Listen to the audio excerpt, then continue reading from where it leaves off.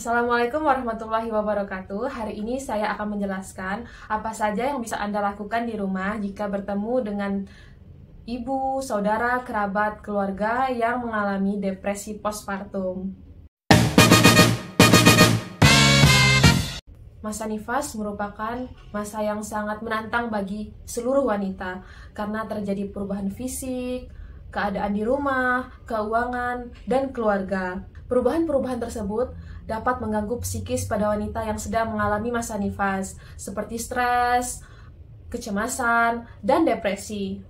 Depresi postpartum sendiri didefinisikan sebagai depresi yang terjadi pada ibu yang baru saja melahirkan, yang terjadi selama 6 minggu, menetap hingga berbulan-bulan sampai bertahun-tahun. Hal ini berbeda dengan baby blues yang hanya terjadi beberapa minggu saja, lalu ibu kembali menjadi normal. Depresi postpartum sendiri ditandai dengan kelabilan emosi, kecemasan, rasa rendah diri, penuh dengan keraguan, tidak bisa memerankan ibu dengan baik, tidak bisa merawat diri sendiri dan bayi, ingin menyakiti diri sendiri dan bayi, selalu menangis, hingga ada timbul keinginan untuk bunuh diri. Depresi postpartum ini harus segera dibawa atau ditangani oleh tenaga profesional. Depresi postpartum ini dialami oleh 20% dari populasi ibu yang mengalami atau menjalani masa nifas. Perbandingannya hanya 1 berbanding 10 ibu-ibu yang mendapatkan terapi yang tepat. Kondisi depresi postpartum ini seringkali memunculkan pola pikir yang salah yang terjadi pada ibu. Contohnya seperti ini, saya sangat benci mendengar suara tangisan bayi, atau saya tidak bisa merawat bayi saya merasa menjadi ibu yang buruk. Pola pikir yang salah tersebut kita beri istilah distorsi kognitif.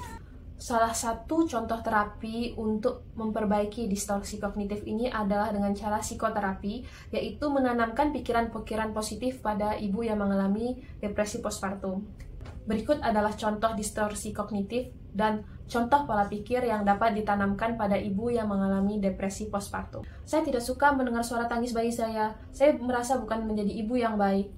Saya sangat menderita mendengar tangisan suara bayi saya. Wajar apabila ibu merasa sedih dan menderita ketika mendengar suara tangis bayi. Namun akan lebih baik jika ibu merespon suara tangis bayi tersebut sebagai salah satu tanda bayi tersebut meminta bantuan ibu. Mereka semua tidak paham dengan perasaan saya. Saya merasa terjebak di situasi ini, dan mereka hanya ingin saya menderita. Jika saya menjelaskan apa yang saya rasakan, saya takutnya saya dipisahkan oleh bayi saya. Mencoba menjelaskan apa yang kita rasakan atau keluhkan dapat meringankan keluhan-keluhan dan kesedihan yang ibu rasakan. Belum tentu orang-orang tidak paham yang ibu rasakan karena ibu belum menjelaskannya dengan baik. Dan ibu tetap bergabung dengan anak ibu untuk menciptakan ketertarikan antara ibu dan anak. Jika yang saya rasakan ini sangat menggelisahkan, saya merasa menjadi ibu yang paling buruk di dunia.